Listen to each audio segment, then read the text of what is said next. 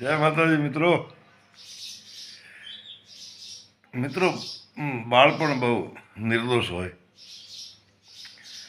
આપનો બાળપણ વીત્યો હશે, એની યાદો આપની પાસે હશે. મારો બાળપણ વીત્યો, ચલો કોઈનો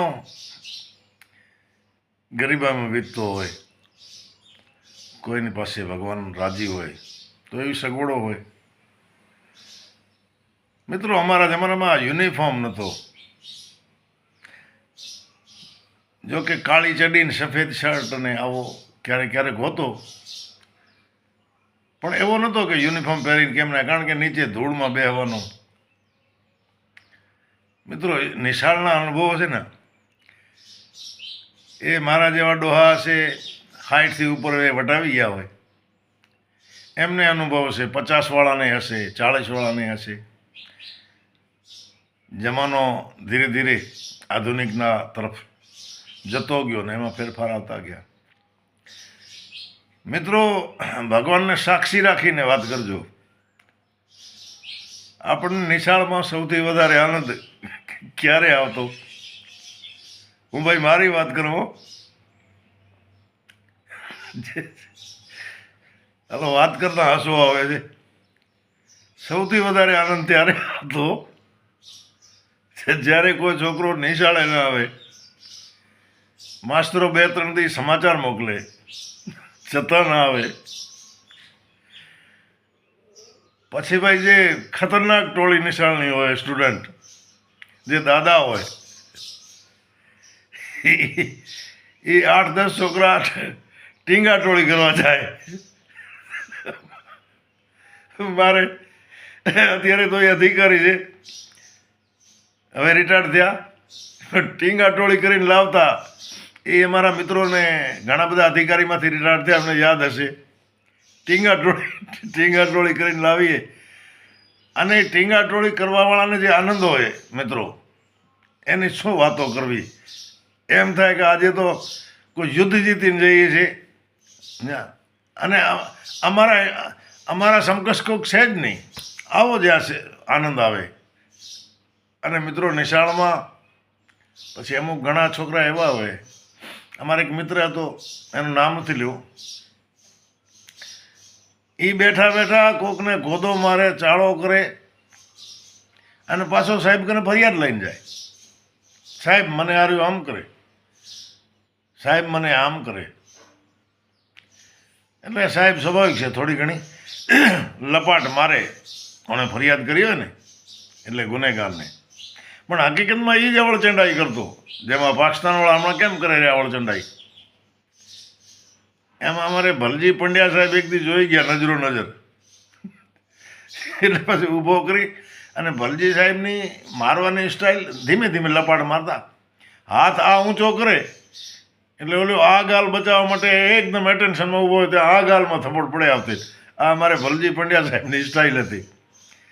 એટલે પછી એ દિવસથી ભાઈ ખો ભૂલી ગયું. એટલે મિત્રો, નિશાળના દિવસો, આ ટીંગા ટોળી કરવાના દિવસો, અને ક્યારેક અમારા જમાનાના સાહેબો અત્યારે તો આ પ્રવાસમાં લઈ જાય ને, અમારે તો પ્રવાસમાં ક્યાં લઈ જાય.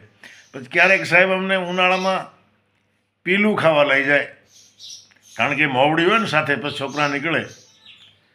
શિયાળામાં બોર ખાવા લઈ જાય. મિત્રો, આવો આનંદ કરતા. ચોમાસું આવે, બરાબર જામે, ખેતરમાં મોલ તૈયાર થાય તો ચીબડી ખાવા જતા, કળંગા ખાવા જતા. મિત્રો, બાળપણ તો બાળપણ છે. કેવો નિર્દોષ બાળપણ હતો. મિત્રો, 1971ના યુદ્ધ વખતે અમારું ગામ ખાલી થઈ ગયું, પણ એ કૂતરી વિયાણી, એ કોઈના જોયામાં આવીને કૂતરીને બિચારીને ખબર નહીં કાં નીકળી જશે. એ મિત્રો અઠવાડિયું ભૂખી તરસી, કારણ કે અમારું ગામ ખાલી થઈને આખો રામસર તળાવ ઉપર નીકળી ગયેલો. અઠવાડિયા પછી મારા કાકાઈ ભાઈ હતા, આજે તો એ સંસારમાં નથી, પણ એ ગામમાં આંટો દેવા માટે આવ્યા. અને મિત્રો, એ કૂતરીને બાસ આવી, કોઈક માણસ આવ્યો છે. એટલે એના બચલા લઈ અને બીજું કાંઈ મળે નહીં, પણ એમની પાસે જે શાલ હતી લુંગી, એમાં એ ત્રણેક ગલેડુયા 3-4 નાખી પાછળ કૂતરી અને 3 ગાઉ, અમે રામસર બેઠા 3 ગાઉ એ લઈને આવ્યા. મિત્રો ખરેખર એ કેટલી રાજી થઈ છે જ્યારે વસ્તી જોઈએ છે, જ્યાં પેટ ભર ખાવાનું મળ્યું છે. અને 7 દિવસ આ કૂતરાએ કેવી રીતે કાઢ્યા છે. મિત્રો ખરેખર આ બાળપણના અમુક કિસ્સા છે ને, એ સાલા વિહેરતા જ નથી. બાળપણ છે ને બહુ આનંદનો બાળપણ છે, કોઈ જવાબદારી નહીં. ના ભલે થોડો ઘણો લાગતો, પણ લાંબી જવાબદારી નહીં. માવતર દુઃખી સુખી આપણને પાળતા હતા, કેવા આનંદથી હાલતા હતા ભાઈ. આજે તો હવે યુવાની આવી તો સાલી ચિંતા ને ચિંતામાં વૃદ્ધાવસ્થાને હવે હારે ઊભા. હવે તો ભગવાન જો કે એવી કોઈ ચિંતા તો નથી ઈશ્વરે, કારણ કે આપણે કોઈનો બુરો કર્યો નથી. તમે કોઈનો બુરો ન કર્યો હોય તો ભગવાન તમને નજરમાં જ છે ને, તમે નજરમાં છો ઈશ્વરની. ઈશ્વરના પિન પોઈન્ટ જેને કહેવાય ને, પિન પોઈન્ટ ટાર્ગેટ.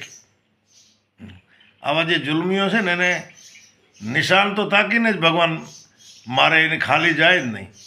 એમને લાગતો હોય કે અમે અમારી હોશિયારીથી બચીએ છીએ, કે અમે અમારી દાદાગીરીથી, પણ ઈશ્વરનો તો ભાઈ એ પિન પોઈન્ટ નિશાન છે.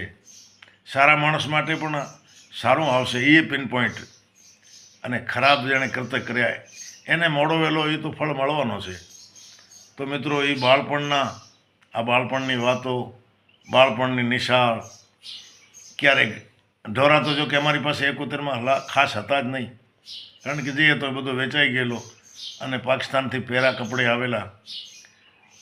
પણ મિત્રો અમારે જ્યાં અમે રહેતા ત્યાં રાજપૂતોને ગાયો ભેંસો ઘણી હોય.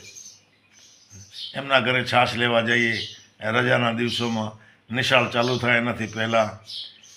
અને કહેવાય અમને પ્રેમથી રાખતા મિત્રો. એ અમે જ્યાં રહેતા ત્યાં રાજપૂત વધારે. અને અમે પાકિસ્તાનથી આવ્યા એમાં 18 વર્ષ હતા ભાઈ. કોકની પાસે હોય ગાય ભેંસ, બાકી તો કોઈની પાસે કાંઈ હતું જ નહીં. મિત્રો એ છાશ છે ને એ રાજપૂતો પૂરી કરતા. એ સોયગામના રાજપૂતો ખરેખર હું તો એમને દેવતુલ્ય ગણું છું મિત્રો.